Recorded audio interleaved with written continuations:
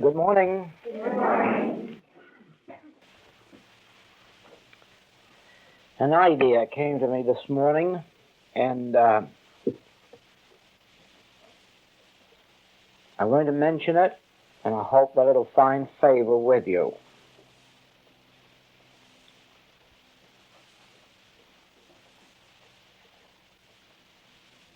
These visits are not as frequent as I would like them to be, nor of as long a duration.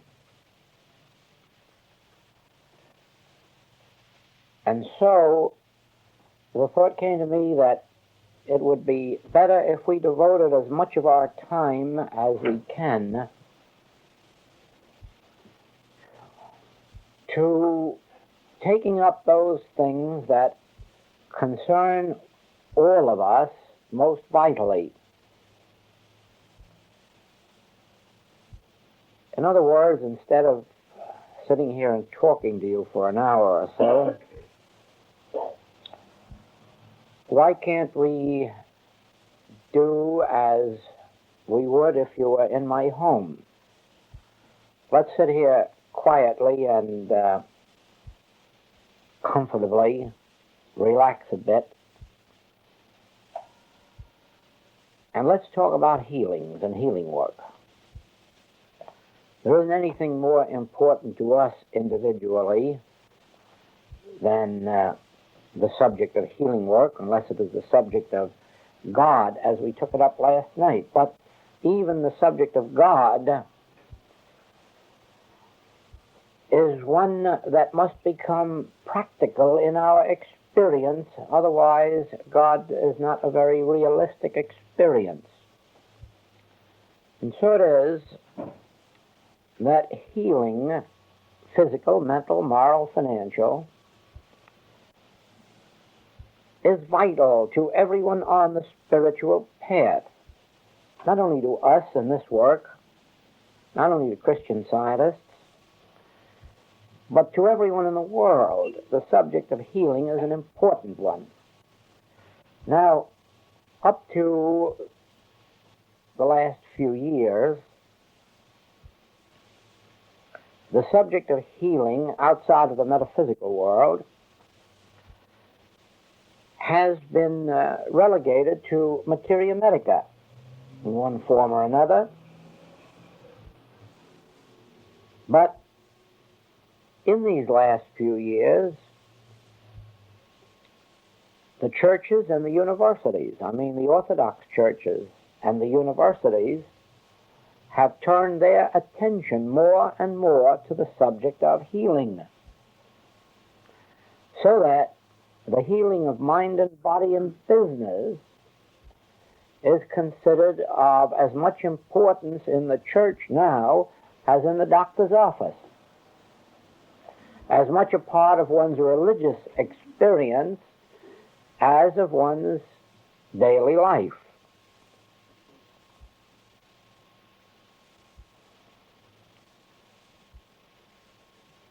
Watching the literature of the world, in this country and in foreign countries, you will notice that spiritual healing and psychological healing is being more and more talked of and more practiced.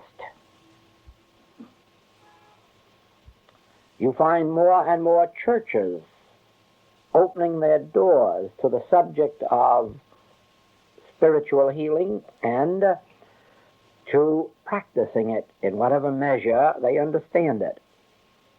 Also, you will find now that there are many universities in the United States that not only teach, but hold clinics in what they call spiritual healing and psychological healing, or a combination of these. There are other organizations forming, some have already been formed, devoting themselves to the study, to research work in the study and the practice of various forms of healing called spiritual healing, psychological healing, psychic.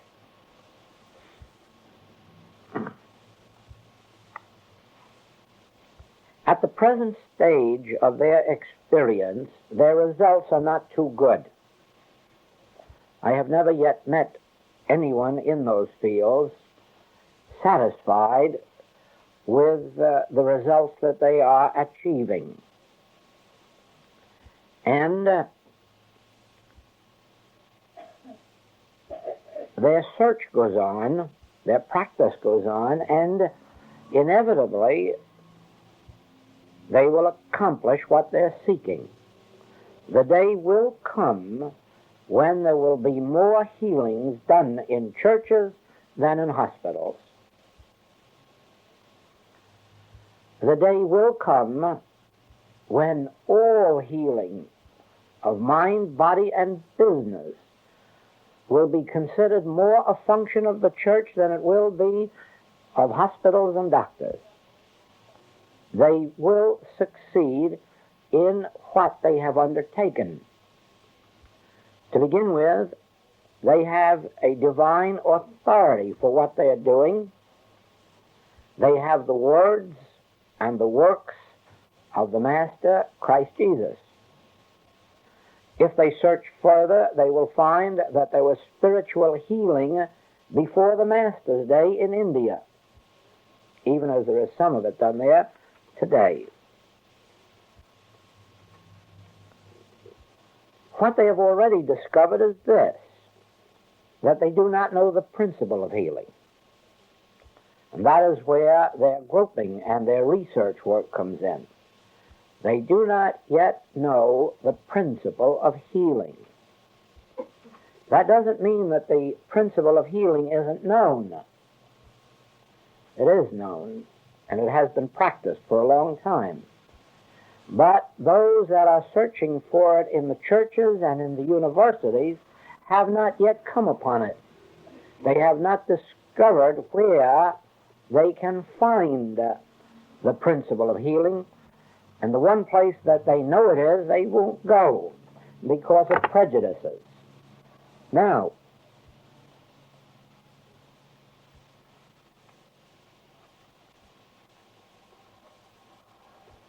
spiritual healing is not accomplished by faith.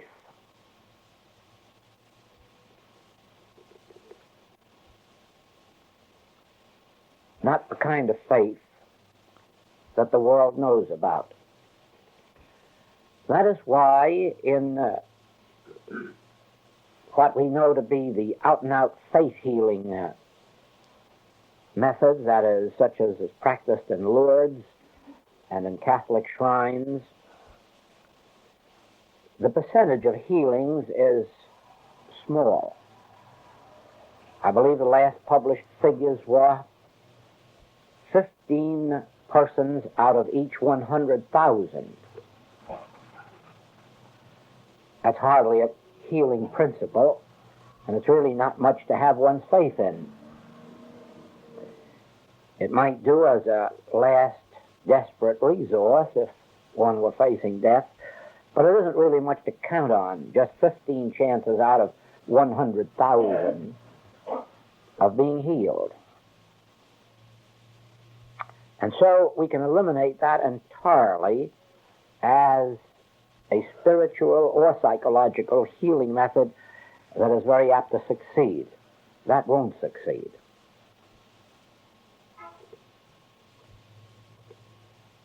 Spiritual healing, then, is not accomplished through faith. It is true that when the Master is asked for healing, he says, "Do you believe that I can do this?" And the answer must be yes, or you are not to expect much in the way of healing. And perhaps in that understanding of the word faith, we will say that faith plays a part. If you say to us in our work, will you help me? And we say, do you believe that we can do this? And you say, of course, I'm taking all the medicines the doctor recommends, and I'm going to have surgery next week, but I would like your help along with it. I can say to you that such lack of faith will be a barrier to your healing. On the other hand, a blind faith in some unknown power is not a healing agency. In between those two extremes is this degree of faith. When something within you turns you towards spiritual healing and says, this is the way in which I should go, there is a measure of faith that will lead you step by step to the full realization of that which you are seeking.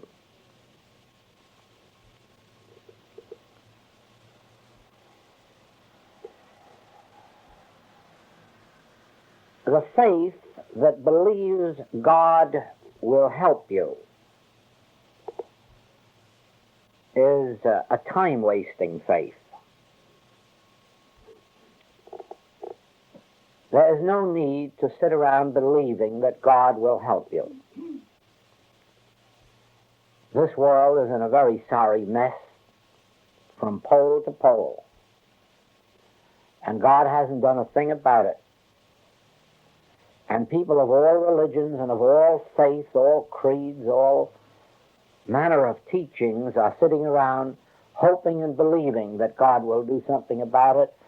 And each year the world seems to deteriorate a little bit more while they wait in blind, ignorant, superstitious faith for God to do something about it. That kind of faith is of no avail.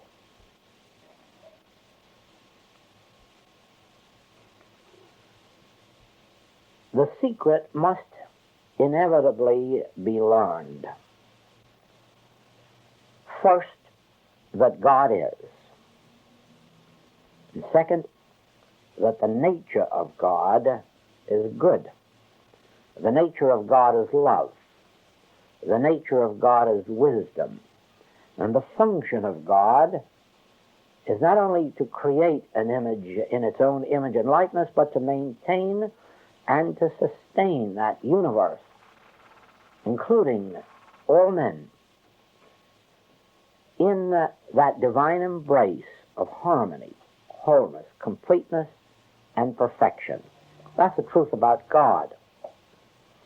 But that truth does not necessarily mean that you or I are going to benefit by God's infinite, creative, maintaining, and sustaining being and nature. Because there is yet something for us to do, and that something is this: ye shall know the truth, and the truth shall make you free. You see, it has nothing to do with God. God's work is done. God's work was done in the beginning. 2 times 2 are already 4, but it becomes your function and mine to become aware of that 4-ness. Airplanes and color television and radio and telephones and telegraph were invented billions and billions of years ago. It just awaited for an Edison or a Kettering or a Wright Brothers or Alexander Graham Bell to come along and know the truth about those things which had already been evolved, created billions and billions of years ago. There was oil in the ground, has been for thousands of years, of no avail until a use was found for it. But the oil was there, awaiting our recognition, awaiting our knowing of the truth about it and its uses.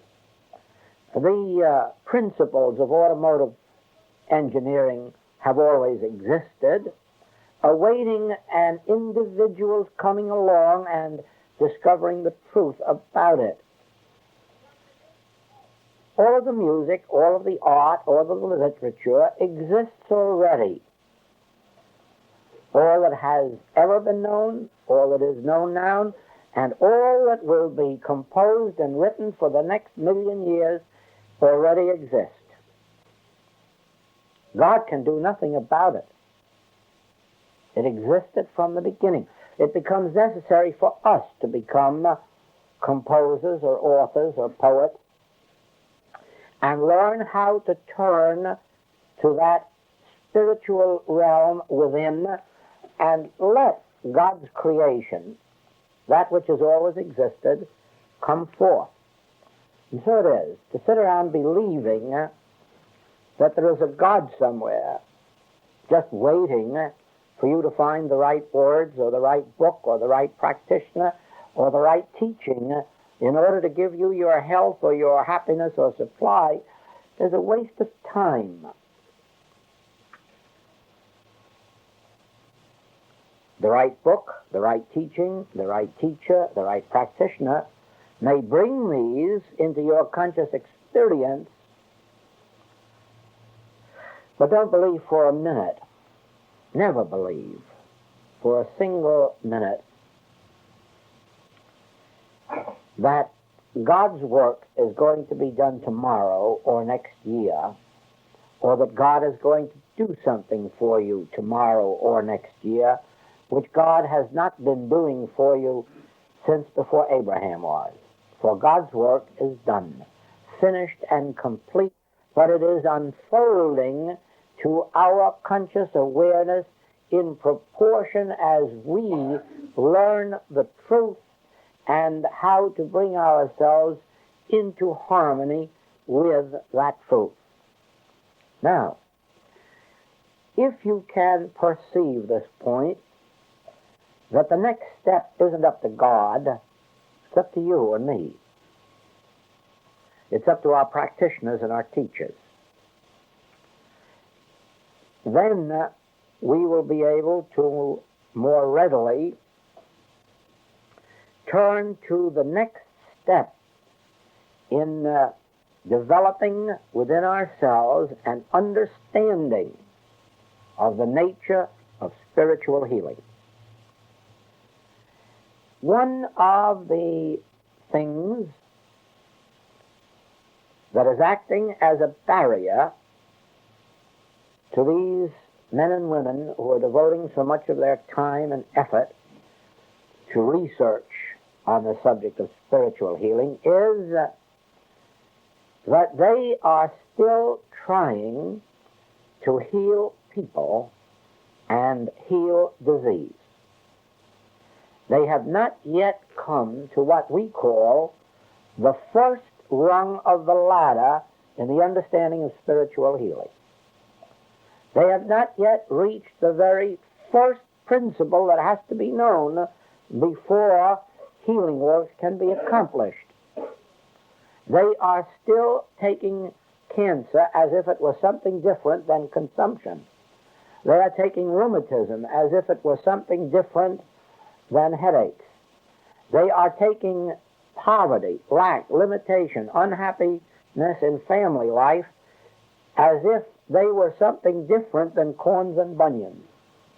And as a matter of fact, they never will reach true spiritual healing until they stop trying to make unhappy people happy, until they stop trying to find a cause for cancer or consumption, and really until they stop trying to find a cure for it. For there is no cure for these things spiritually. There is no way of treating one of these as if they were different than another one. In other words, to treat a person for unhappiness in their marital life, and another person for cancer, and another one for consumption, you would have to learn to treat them all with the same treatment. And then you would begin to perceive the nature of spiritual healing. All of this attempt to find a mental cause for a physical effect is a tremendous waste of time. These people won't accept it at the present time, but they will eventually. They'll have to. They will have to, because their very failures will drive them to it. They probably do not know that 60 years ago, there were people in this very country practicing a form of mental healing based on a mental cause for physical disease. And they probably don't know that those people failed so miserably that they had to give it up and change their mode and method of healing. And they probably don't know that those are the only good healers there are on earth today. At least they're the best that have evolved up to this present moment. There was a time when Mary Baker Eddy issued lists of certain mental causes that produced physical diseases. A list that showed that if one had cancer, it came because they were indulging too much hate or jealousy. If they had consumption, it was because they were too sensual. And if they had rheumatism, it was some other reason. But it took Mrs. Eddy about 10 years to discover that she was all wrong. And she recalled all of those lists. One man, one student, refused to give his up. He was going to cling to those until he died. And he died a few years later. Not because he clung to it necessarily, but whatever the quality of thought there was that couldn't grow had to deteriorate. You either have to go forward in this life or backward. You can't stand still. And you have to go forward in spiritual healing and living, because there is no point at which you can say, I have arrived. There is no point ever at which you can say, now I know it. Now I understand it. Now I have it. There is no such point.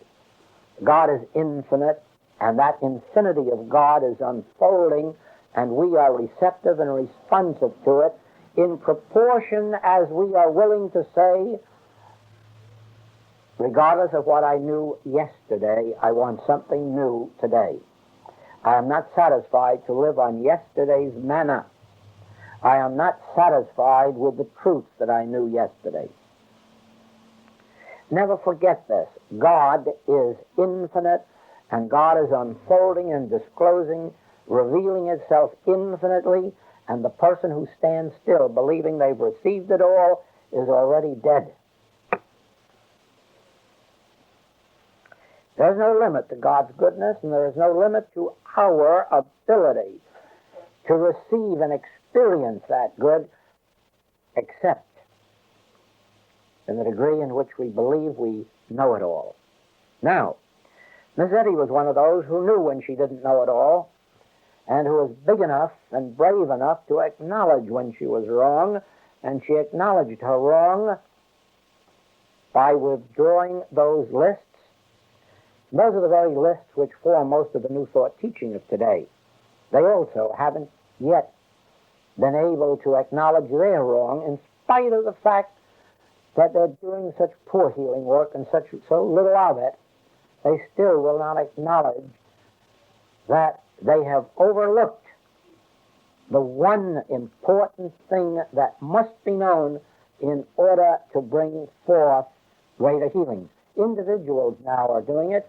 Individuals are finding through the infinite way the points that they have missed heretofore, and are beginning to accept some of them. Individuals are, and those individuals are showing forth by their healing works what they are gaining.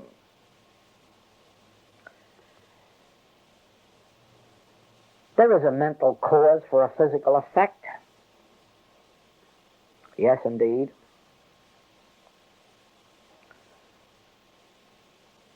But it is not you who are responsible for your wrong thinking or for your wrong physical condition.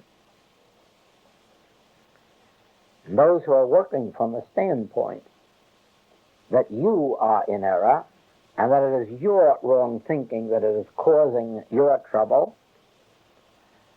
are the very ones who will have to keep searching and seeking until they get beyond that stage.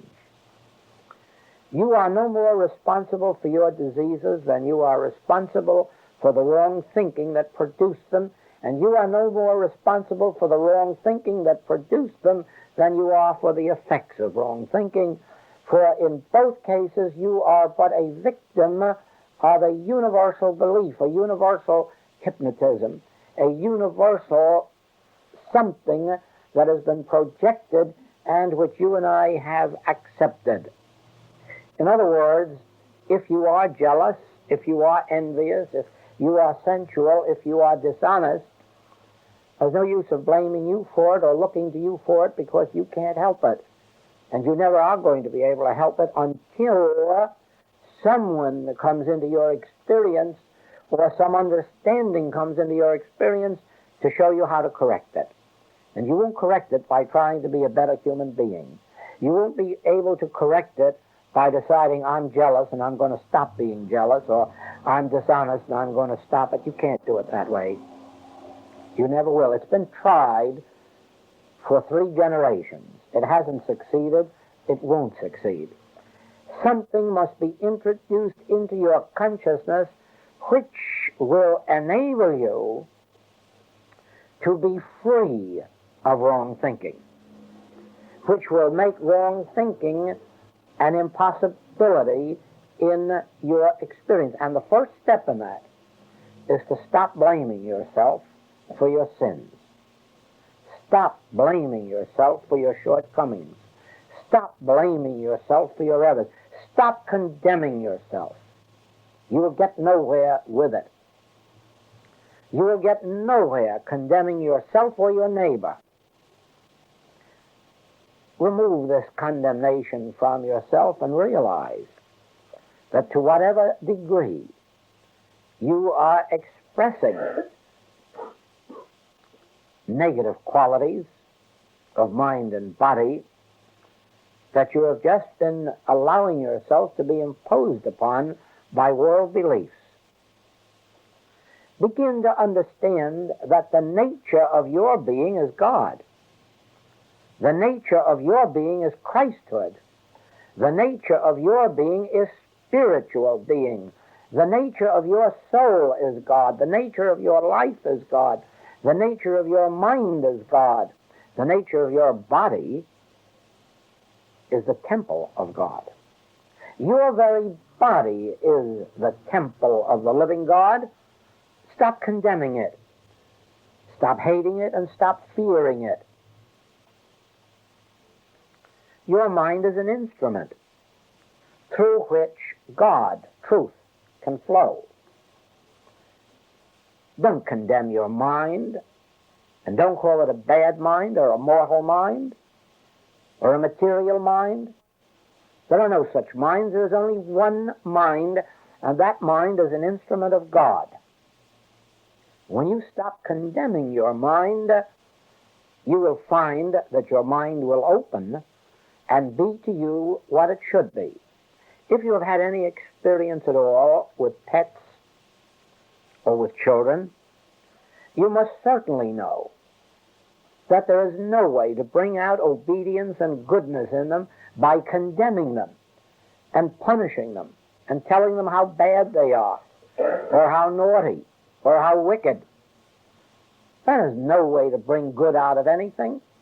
The way to bring good out of a child or an animal or a flower or fruit or growing things is to love them, to bless them, to realize that God is the very essence of their being, that God constitutes their nature.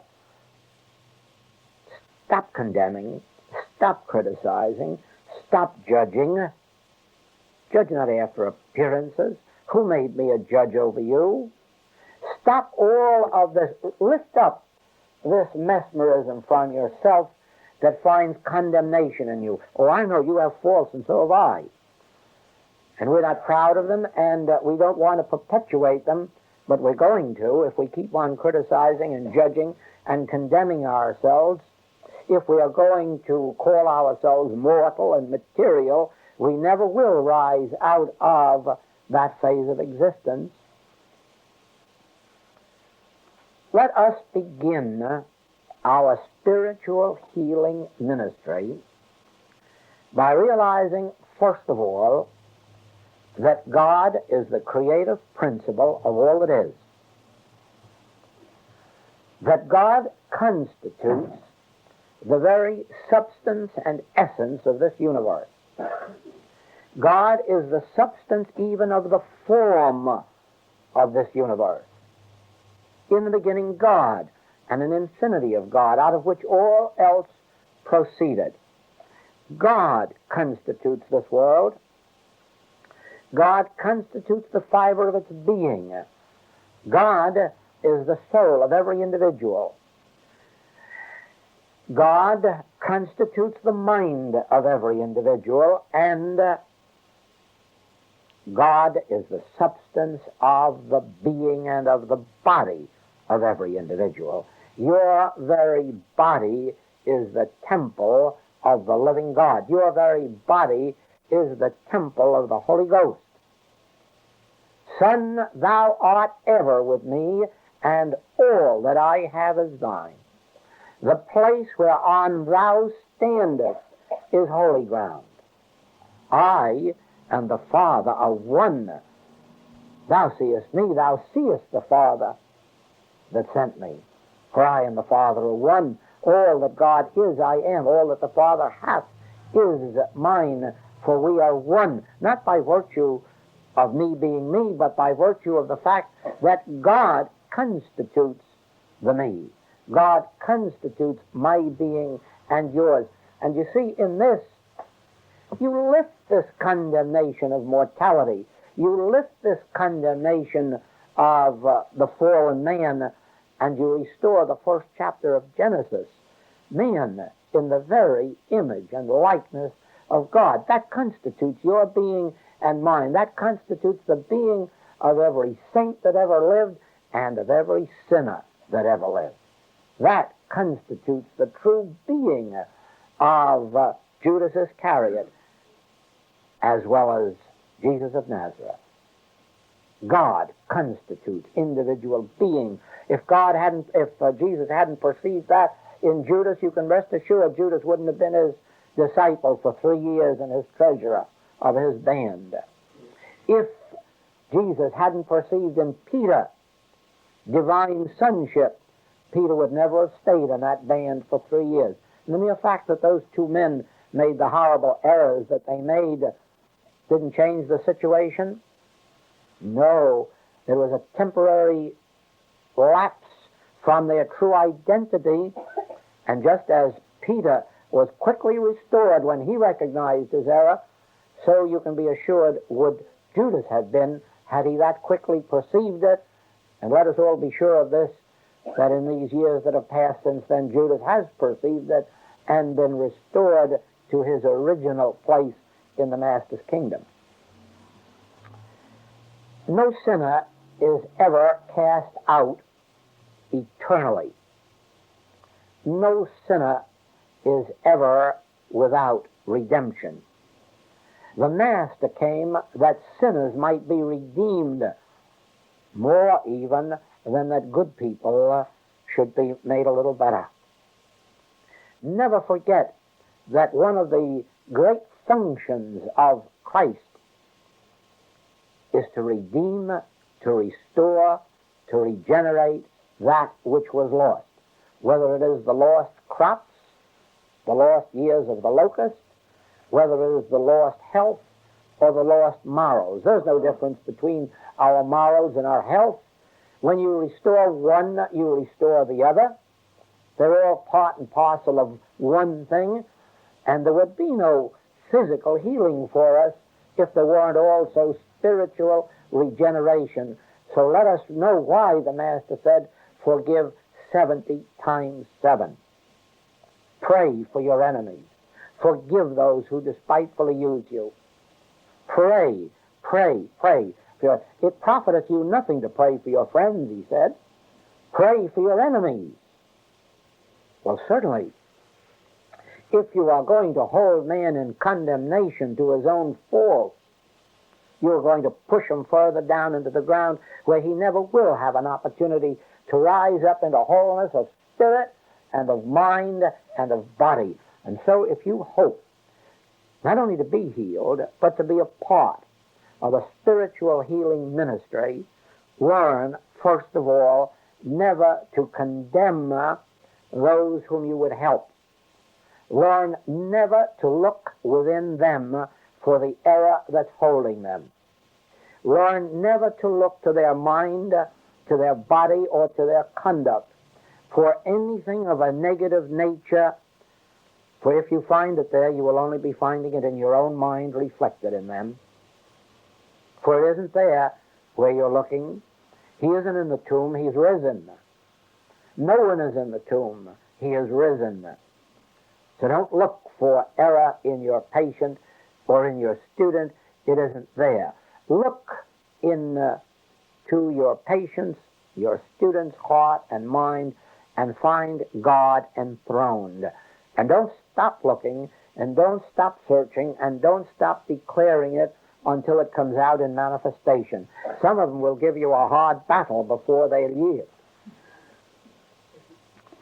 But don't you be ensnared by it and come to the conclusion that they're a little too wicked or a little too materialistic or a little too unloving. Don't you be ensnared by appearances so that you judge after appearances. You prove your position in God's ministry by being able to look any and every appearance in the face, even if you have to keep looking at it for years. Keep right on declaring it. Thou art the Christ of God. Thou art pure spiritual being. Christ sits enthroned in thy being.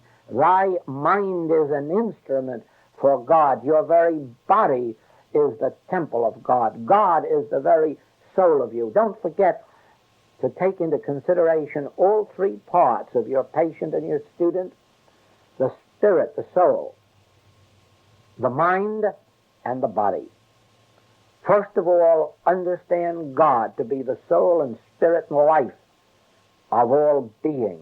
Then realize that the mind of every individual is an instrument through which God functions, and that the body is the temple of the living God. And now you've got a whole man that you've built within you. Spirit, mind, and body, all one, all parts of that whole, and that whole is God. Then, when you come to the particular error that your patient or student or yourself are facing, then come to this realization.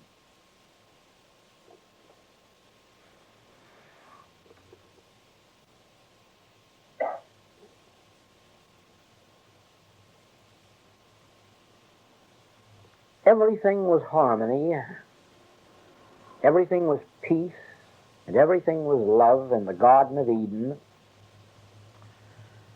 until something happened.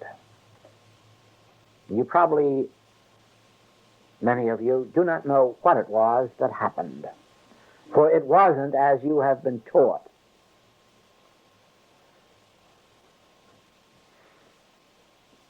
What actually happened was that a belief in good and evil entered that Garden of Eden and threw us out into the world as human beings to earn our living by the sweat of our brow and to bring forth children with pain and misery.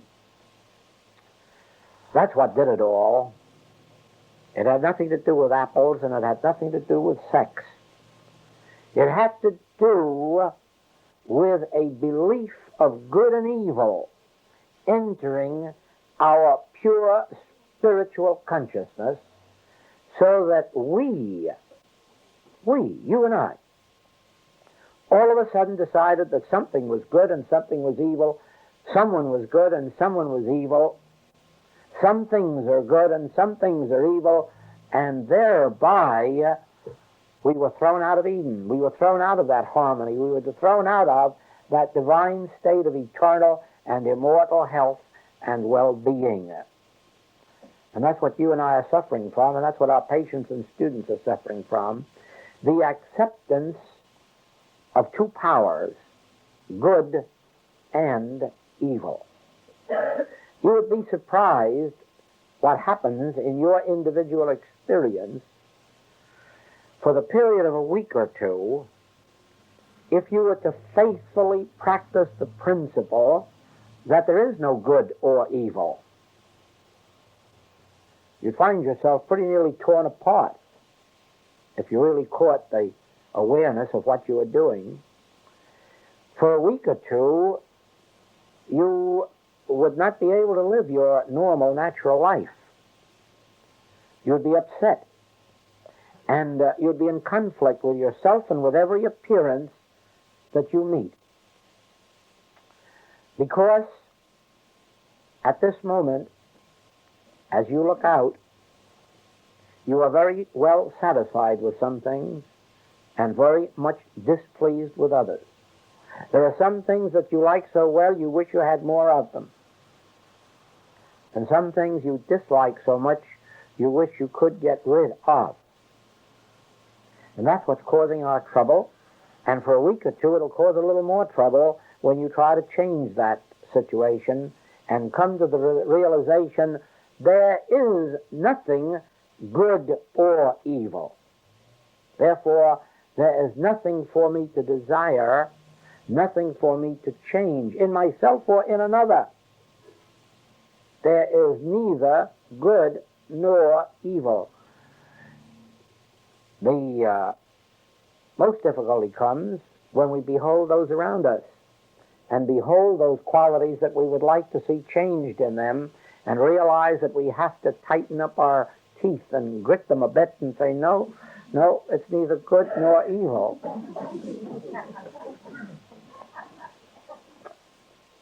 Oh, I know how hard it is. I've been through it more times than you have, probably more times than you will. Because my sharing this with you will enable you to get over it much more quickly than I was able to get over it. I didn't know what I was doing when I was doing it.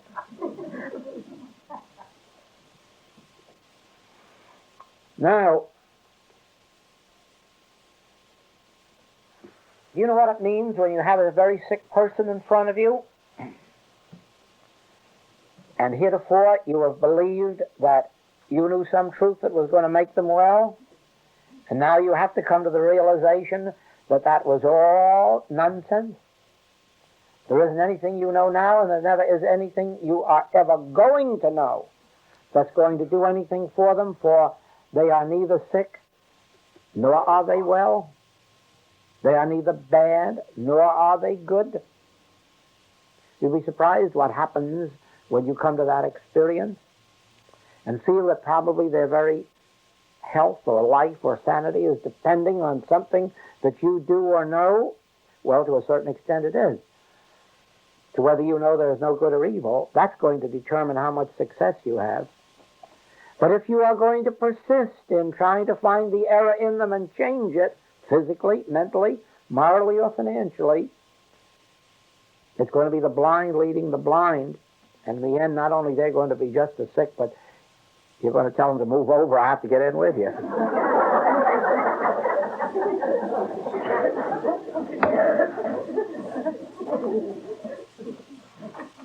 God constitutes this universe, and good is the nature of this universe, and you can't change that.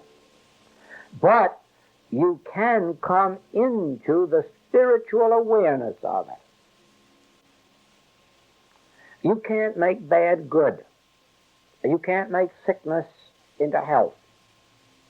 You can't make lack into abundance. But you can, by standing fast in this truth, God constitutes this universe. God constitutes every individual in this universe. Christhood is the nature of individual being, and there is nothing good or bad, there is just Christhood, spirituality, infinity, eternality, perfection. It's neither good nor bad. It's just infinite being, immortal being. It has no qualities, any more than God has qualities. God has no qualities, and God has no time, nor has man the image and likeness of God. For all that God is, man is. All that the Father hath is thine. All that constitutes God constitutes individual you and me, for I and the Father are one. And that means then that Christhood is our identity. Divine sonship is our true identity. And what separates us from that? The belief that there is good and evil, and there is neither good nor evil, there is only God being, spiritual being, perfection. Now, all appearances deny this. I know that as well as you do. We have the appearance of good and we have the appearance of evil. Very fortunately, I have had 3 experiences in prison work in which I have had the opportunity to witness the actual demonstration of harmony through the realization that there are no sinners, not looking to see what made them sinners and trying to correct it, but through knowing that God constitutes the soul and the mind and the body of individual being, and that whatever there is of a negative nature about anyone, any place, any time, is this universal hypnotism which is made up of our belief of good and evil. That has freed more men in prison than I can tell you about. It has freed more people of disease, not only in my work, but in the work of those of my students who have been able to see through this principle and practice it. Now, as you know, we don't give testimonies in this work for the simple reason that to us it makes very little difference whether one is healed of a cancer or one is healed of a simple cold or headache. All those things are unimportant. The important thing is that the principle worked. And if the principle works with the tiniest headache, indigestion, or cold, or pimple, it's going to work with the biggest cancer or consumption that ever was, for the nature of all of them is just the same. The nature of the belief of good and evil. And I've seen one removed just as well as another removed. I've seen all forms of discord changed, remedied, improved, and often healed completely. Whole lives regenerated through the ability to stand in this realization. I'm not here as my brother's keeper to make him better than he is, or richer than he is, or healthier than he is, but to know his true identity and give him what he lost thousands of years ago, his divine sonship. Restore to man that which was originally his, immortal selfhood. Not make a sick human being a well human being and then find next year that he's sick again, but to restore to individual being that which was originally lost, his Christhood, the truth about himself, his spiritual identity, his immortality and eternality, and that can only be done in one way. Stop praising and stop condemning. Stop looking for good and stop looking for evil, and stand fast in the realization of Christhood, divinity, the divinity of individual being.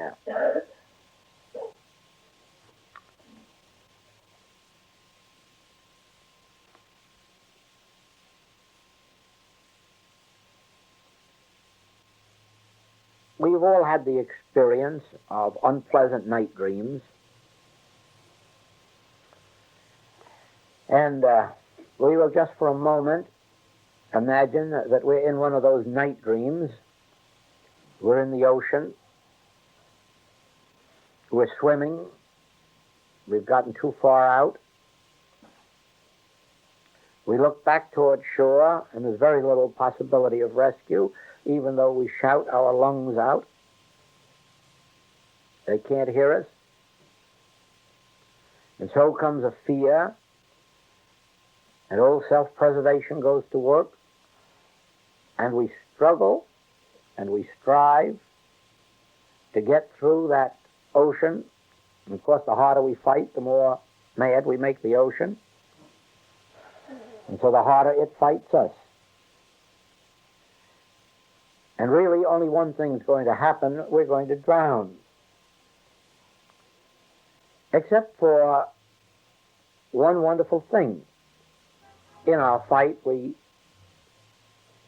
shouted, and someone heard us and came over and shook us and woke us up. And the drowning self disappeared, and the ocean disappeared, and the struggle disappeared, and we found that we never had left our comfortable homes. And we breathed a sigh of relief. Oh, so good to be home. This is the nature of spiritual healing. Whether you are struggling with some form of sin, false appetite, disease, poverty, unemployment, unhappiness in the home, stop struggling and wake up. Wake up to your true identity. You are not a swimmer in a deep ocean, and you are not a sufferer in sin and disease. You are the Christ of God, the child of God, and the very error that you are fighting, you are perpetuating by your fighting, and you're perpetuating it in the degree of your fighting, making it incurable eventually by the very degree of your fighting it, whereas relaxing in the realization that in all this universe, God never placed good or evil, but only his own indivisible spiritual selfhood, which is you and me. God's own undivided selfhood is individual you and me. No need to struggle. Rest. And rest in the realization that you have been hypnotized by two words, good and evil, and in desiring the good and wanting to get rid of the evil, you have perpetuated a little good in your life and a lot of evil. Whereas divine harmony is our ultimate fate.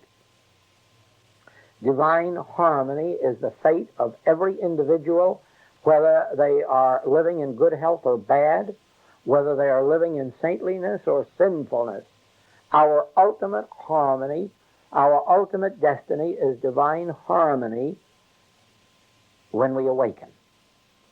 For when we awaken, we will see him as he is. And we'll be satisfied with that likeness.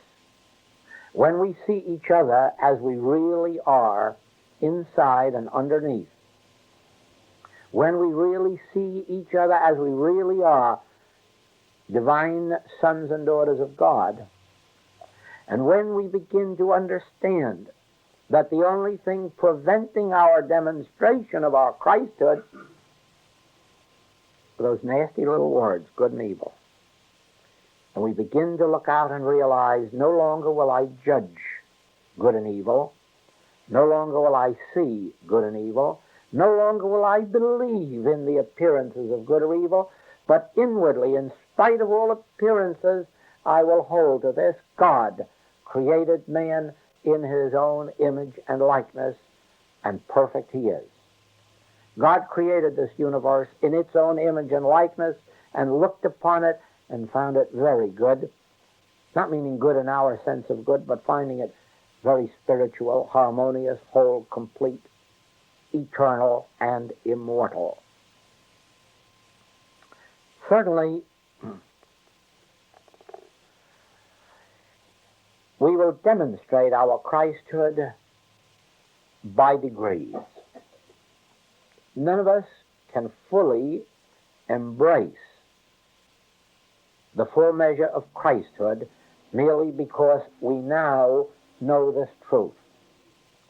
But as we daily know this truth, consciously know this truth, remember it, repeat it, think of it, judge only by its standard, gradually the measure of Christhood will begin to unfold in us, and we will find in a month or two or three that our ways have changed, our thoughts have changed, and the things that we see out here have changed. And just the students have said to me sometimes, or about me, you know, I think Joel is growing. Well, perhaps he is, but the fact that they saw it is the definite proof that they are growing. It is true that nothing is good or bad, but thinking makes it seem so to us. Nothing is good or bad, but thinking it good makes it good to us. Thinking it bad makes it bad to us. And it is for this reason that as we lift this condemnation from the world, and we can't do it unless we're able to do it for ourselves, I said last night, we must come to a place where we learn how to forgive ourselves before we understand how to forgive the other fellow. So in the same way, we have to lift condemnation from ourselves. We have to lift from ourselves the belief that we're good, that we deserve praise, that we deserve reward, that we deserve consideration, that we deserve cooperation, that we deserve good. We have to stop that. The Master showed us how 2,000 years ago when he said, "Why callest thou me good? There's but one good, the Father in heaven. And if there is any good flowing out through me, it isn't me that is good. It is that good which is God that is just being given the opportunity to flow." So don't look for praise, and don't look for gratitude, and don't look for recognition, because it's not due you. It's due God. And when you can lift from yourself all desire to be praised, to be thanked, to be rewarded, you will then understand how simple it is to lift from yourself the condemnation of blame.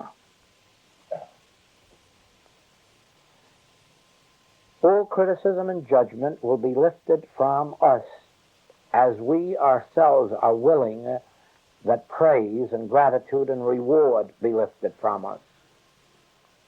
We hold ourselves in bondage to our errors by believing that we are entitled to good, that we are entitled to somebody's gratitude, to reward, to compensation. We're not entitled to anything like that at all. Whatever it is that we're entitled to, we're entitled to receive from God, not from man. And we have no right to look to any man for praise or reward or compensation. We have no right to look to any man for recognition for what we do. We always must learn to look to God and to God alone. It is true that in proportion as I recognize the good that comes through you, in that degree am I increasing my own awareness of good. But then that's my demonstration, not yours. In other words, you have no right to expect any good from me, and I have no right to expect any good from you. But in proportion as I recognize the good that's coming through you, I raise myself and receive more of God's grace. And so in the same way, the more that you recognize the good in others, the more that you are grateful for that good in others, the more that you are willing to bestow, whether it's relatives or friends or tradesmen, willing to recognize the good that flows through them, the greater is your own increase of good.